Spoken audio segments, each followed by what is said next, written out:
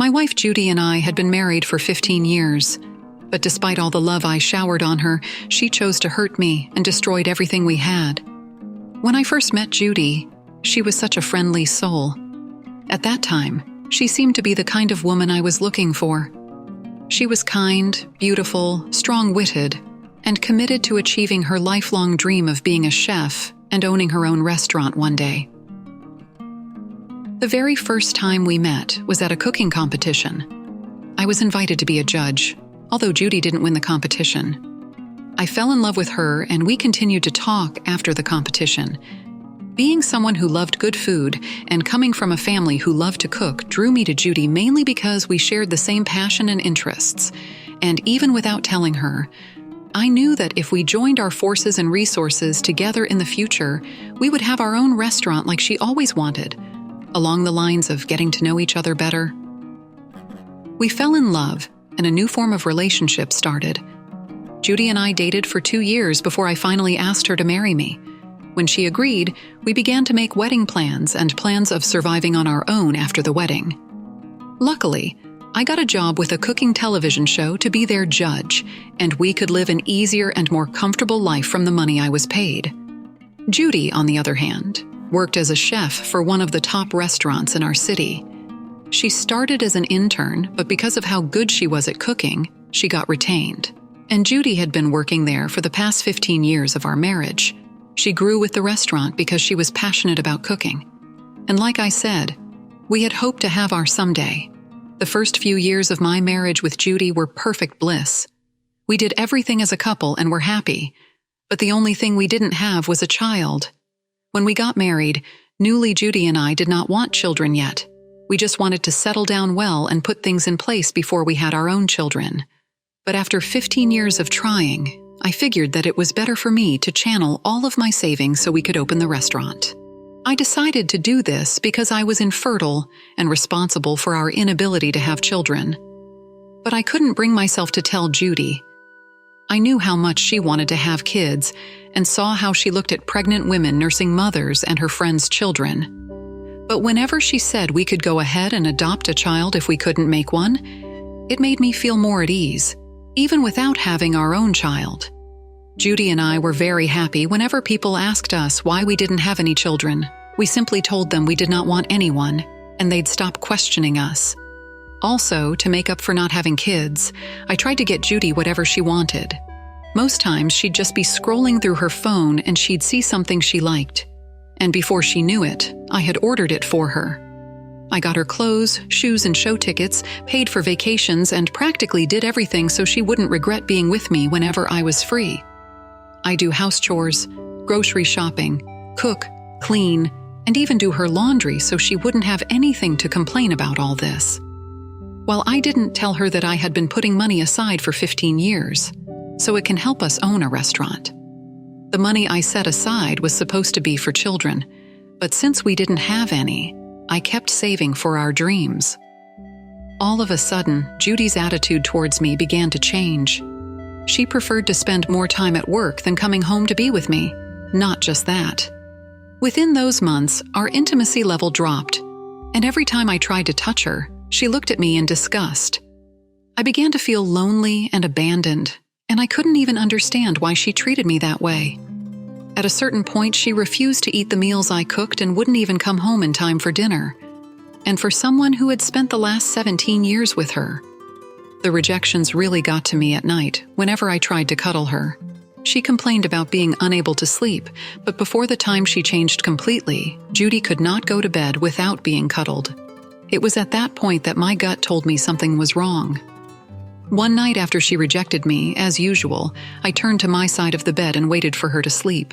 When she eventually slept off and started to snore, I took her phone and checked her messages, but could not find anything. At the same time, I got a pop-up notification from Facebook, and when I opened the app, I saw a lot of messages between her and another man.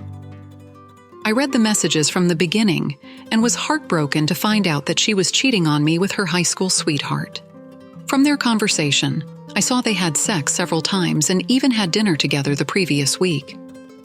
I was in a state of shock when I first heard this, but then took screenshots of the messages and sent them to my phone just in case she denied it.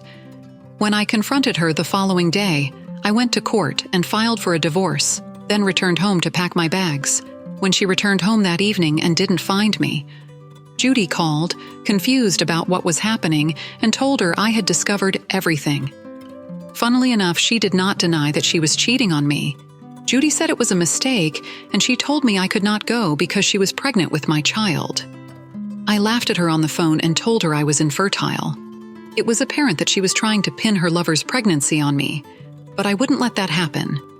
I also told her about all the money I had been saving for the restaurant, and when she heard the amount, she began to beg me. Shortly after we divorced and she had to deal with her lover's pregnancy alone, her high school sweetheart broke up with her because he didn't want her to destroy his marriage. Unfortunately, he rejected the pregnancy, and she suffered for the baby alone. I have moved on now, and though it might be difficult to love again, I don't think I'll be able to trust any other woman. Although, if I eventually do in the future, it might be very long. It won't be easy for you to forget 17 years of being together with your ex-wife. But it's a good thing you walked away. At least for your sanity's sake. I'm also glad you did not allow Judy to trick you into taking another man's pregnancy. That was very evil of her. She didn't just stop at cheating on you with her high school sweetheart. She even wanted you to raise another man's child, but in the end, she got what she deserved. I want you to know that you do not have to rush into a new relationship. Give yourself some time, take good care of yourself, and heal properly. As for the money you saved, I'm sure that could go a long way for you. And you could do whatever you want. Thank you for sharing your story with us. Now, let's move on to the second story of the day. My wife and I had been married for 6 years before we went our separate ways. I met me when I was 25 through her best friend, Erica. Erica was a family friend of mine, and we saw each other often. It was even Erica who suggested that I hang out with her one day, the day I met May. So we talked to each other, and we got along well. As of then, Erica was already engaged to her boyfriend, Mark, and they were already planning to get married. So me and I saw each other often because of the wedding plans we had to make. After Erica's wedding, May and I grew closer, and since we were both single and liked each other, we dated May, worked as a nurse in the state general hospital while I worked as a mechanic in an automobile shop. The truth remains that I loved me a lot, and after we had dated for a year, I asked her to marry me and she said yes before we got married. She moved in with me because I loved having her around, and she always wanted to be with me too. Our families were aware of our relationship, and they knew we meant serious business, so they did not object to us living together. After our wedding, we were able to move into a bigger apartment because we wanted to start a family immediately. Luckily, we had a daughter in the 2nd year of our marriage and a son in the 4th year. We were a happy family, and I knew that my greatest wealth was my family, so maybe I worked harder to foot the bills and take care of her children. While my job allowed me to come home earlier and spend time with the kids, maybe did not have enough time. So most times she was to work overtime just to make some more money.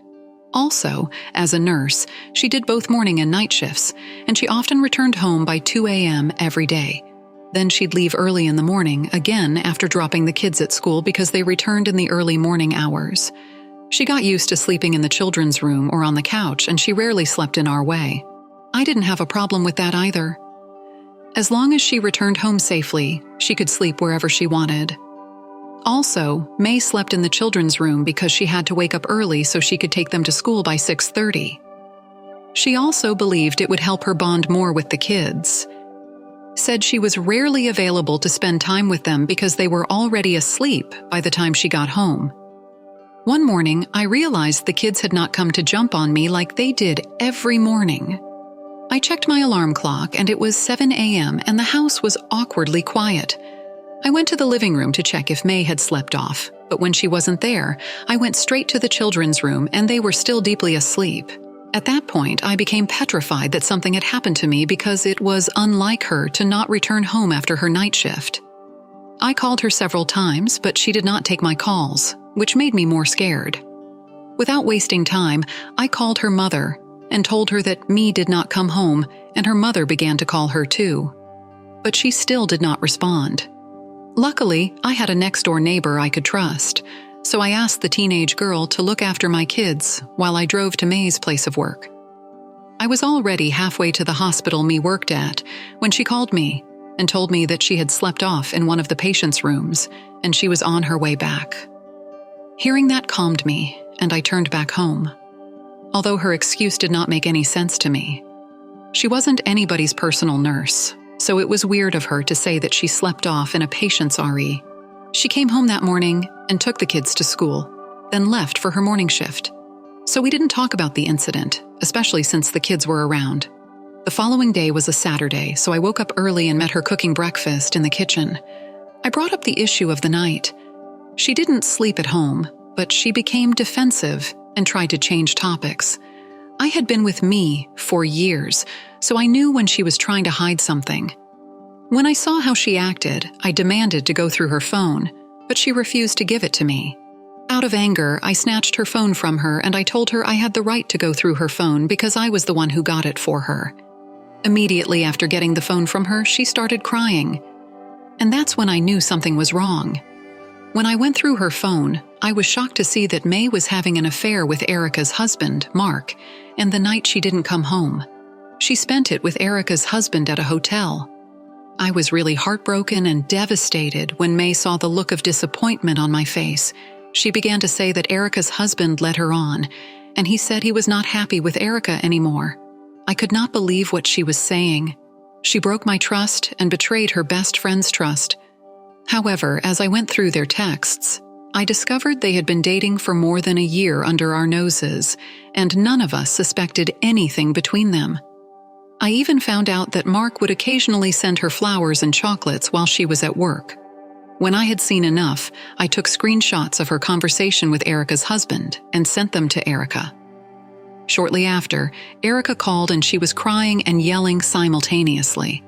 She sent so many hurtful words to me, and their friendship ended as fast as I could.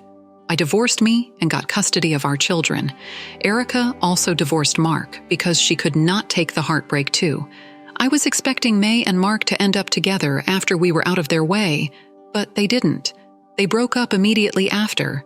After that, I moved on with my life, and no matter how many times May begs me, I don't think that I'll ever be able to forgive her.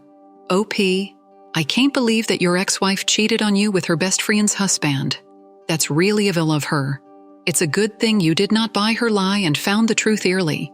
I know it still probably hurts, but what has happened has happened. She chose her best friend's husband over you. And you did the right thing by choosing your sanity and your kids' future. What is very important is that you have got custody of your children, and now you can look after them. I wish you all the best. Thank you all for taking the time to listen to today's stories. If you enjoyed listening, please feel free to like and subscribe if you haven't already. Also, comment below with your thoughts on what happened. Take care.